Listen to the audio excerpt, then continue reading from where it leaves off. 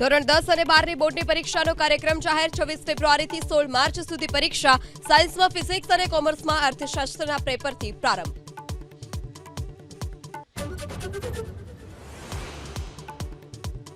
આવતીકાલથી ટેકાના ભાવે શરૂ થશે જણસની ખરીદી। અધિકારીઓ કેન્દ્ર પર રાખશે નજર। કૃષિ વિભાગના કમાન્ડ એન્ડ કંટ્રોલ રૂમમાં થશે સીસીટીવીનું લાઈવ મોનિટરિંગ।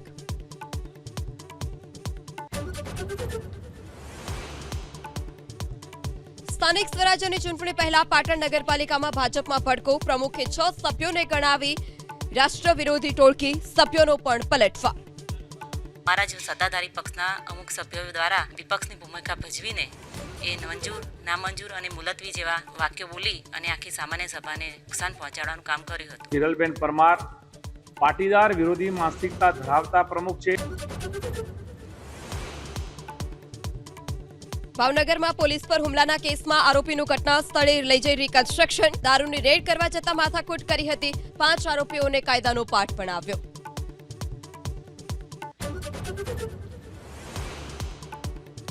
વડોદરાની એસએસજી હોસ્પિટલના પ્રથમ માળેથી કૂદકો મારી દર્દીનો આત્મહત્યાનો પ્રયાસ। ઈજાગ્રસ્ત દર્દી સારવાર હેઠળ।